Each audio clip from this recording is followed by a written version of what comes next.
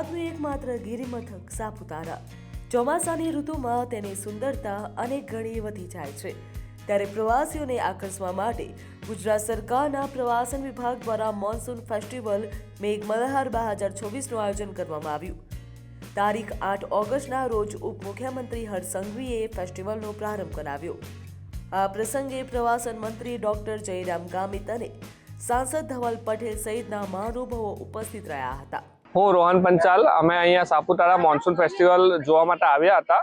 આજે જ monsoon ફેસ્ટિવલનું start day હતું અને એના શુભારંભ માટે આપણા નાયબ મુખ્યમંત્રી શ્રી હર્ષ સંઘવી સાહેબ પણ પધારેલા હતા। અમે ખૂબ સારી રીતે મોન્સૂન ફેસ્ટિવલ જોયું અને એન્જોય પણ ઘણું કર્યું અને મોન્સૂન ફેસ્ટિવલમાં ઘણા અલગ અલગ કલ્ચર પ્રોગ્રામ્સ હતા અને ખૂબ સરસ રીતે અહીંયાના લોકોએ એ પ્રોગ્રામને રિપ્રેઝેન્ટ કર્યા હતા।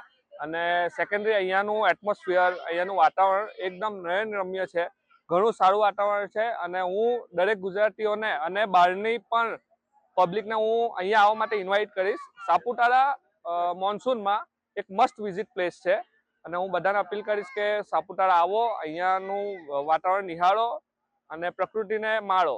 બસ અહીંયા આવો, કચરો ના કરતા, સારી રીતે પ્રકૃતિને નિહાળો, સ્વચ્છતા જાળવો અને બસ એન્જોય કરો। મેઘમલ્હાર ફેસ્ટિવલના ઉદ્ઘાટન પ્રસંગે સાપુતારા વ્હાઇટ ફેધર સર્કલ ખાતેથી ભવ્ય રેલીનું આયોજન કરવામાં આવ્યું। ઉપમુખ્યમંત્રી હર્ષ સંઘવીએ લીલી ઝંડી આપીને રેલીને પ્રસ્થાન કરાવ્યું।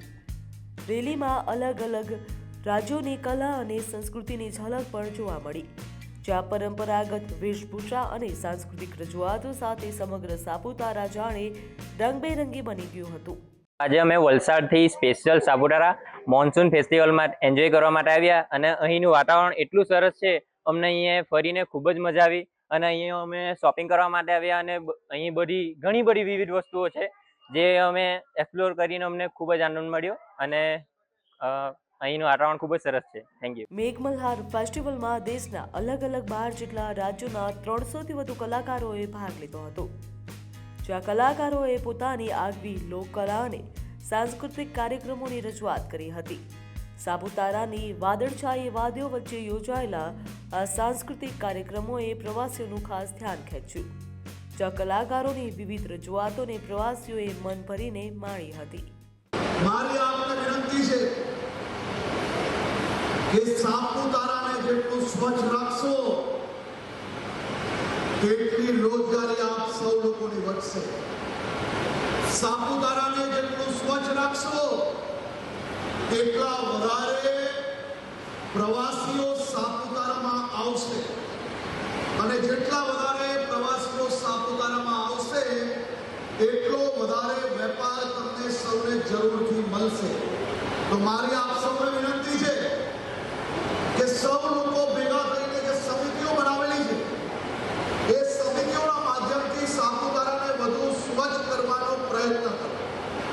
આપ સૌ લોકોનો સહયોગ મળશે તો જરૂરથી આપણે ગયા વર્ષે 2,65,000 પ્રવાસીઓ એ સાપુતારા મોન્સૂન ફેસ્ટિવલમાં આવ્યા।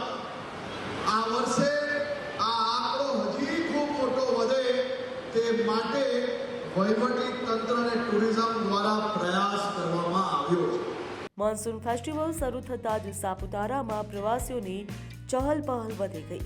ચોમાસાના મનમોહક વાતાવરણ વચ્ચે સાંસ્કૃતિક કાર્યક્રમોનો આનંદ માણવા માટે મોટી સંખ્યામાં પ્રવાસીઓ ઉમટી પડ્યા, જ્યાં સાપુતારાની હરિયાળી, ઠંડુ વાતાવરણ અને મેઘમલ્હારની રંગત પ્રવાસીઓ માટે આકર્ષણનું કેન્દ્ર બની, જ્યાં સાપુતારાની સુંદરતા સાથે મેઘમલ્હાર ફેસ્ટિવલની સાંસ્કૃતિક રંગત માણી રહેલા પ્રવાસીઓ પણ ઉત્સાહિત જોવા મળ્યા હતા। અમે ગાંધીનગરથી અમને ઇન્ડેક્સી તરફથી આ સ્ટોલ ફાળવવામાં આવ્યા છે। 50 સ્ટોલ છે। આ સ્ટોલની અંદર વિવિધ પ્રકારની બધી પ્રોડક્ટ્સ જોવા મળશે તમને।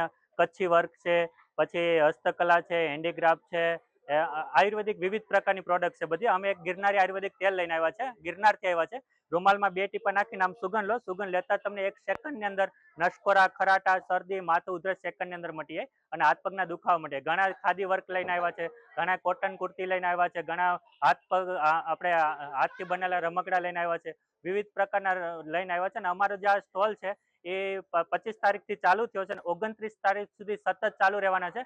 એટલે વાપીવાસીઓને આ બધા જે ડાંગ જિલ્લાના લોકોને અમે વિનંતી કરીએ છીએ કે એકવાર અમારા સ્ટોલની મુલાકાત લો. તમે આવશો એટલે કંઈક ને કંઈક ખરીદશો એ અમારી ગેરંટી છે અને 100% સારી વસ્તુ તમને મળશે. મેઘમલ્હાર ફેસ્ટિવલના ઉદ્ઘાટન પ્રસંગે ઉપમુખ્યમંત્રી હર્ષ સંઘવીએ સાપુતારાના સ્થાનિક વેપારીઓને લોકોને મહત્વની અપીલ કરી. તેમણે સ્વચ્છતા જાળવવા ઉપર ખાસ ભાર મૂક્યો. હર્ષ સંઘવીએ કહ્યું કે સાપુતારાને જેટલું સ્વચ્છ રાખીશું એટલા બધા પ્રવાસીઓ અહીંયા આવશે અને પ્રવાસીઓ વધશે તો સ્થાનિકોની રોજગારી અને વેપારમાં પણ વધારો થશે. સાપુતારામાં શરૂ થયેલો મેઘમલ્હાર મોન્સૂન ફેસ્ટિવલ હવે આગામી 29 ઓગસ્ટ સુધી ચાલશે. જ્યાં ફેસ્ટિવલ દરમિયાન પ્રવાસીઓ ગુજરાત સહિત દેશના વિવિધ રાજ્યોની લોકકલા, સાંસ્કૃતિક અને પરંપરાનો અનુભવ કરાવશે. ચોમાસામાં સાપુતારાની સુંદરતાને માણવા માટે આવતા પ્રવાસીઓ માટે મેઘમલ્હાર ફેસ્ટિવલ વધુ એક આકર્ષણ બન્યું છે. કુદરતની સુંદરતા અને સંસ્કૃતિની રંગતનો આ અનોખો સંગમ એટલે કે સાપુતારાનો મેઘમલ્હાર ફેસ્ટિવલ. 29 ઓગસ્ટ સુધી ચાલનારા મહોત્સવમાં પ્રવાસીઓને અનેક સાંસ્કૃતિક કાર્યક્રમોનો આનંદ માણવા મળશે. જ્યાં સાપુતારાની વાદીઓમાં ચોમાસાની કુદરતની સુંદરતા સાથે જ દેશના વિવિધ રાજ્યોની સંસ્કૃતિનો સંગમ અને આ બધાની વચ્ચે મેઘમલ્હાર ફેસ્ટિવલની રંગત. આગામી દિવસોમાં સાપુતારા પ્રવાસીઓ માટે વધુ આકર્ષણનું કેન્દ્ર બનશે તેવું લાગી રહ્યું છે. બ્યુરો રિપોર્ટ, ગ્રોથ નાવ ન્યૂઝ.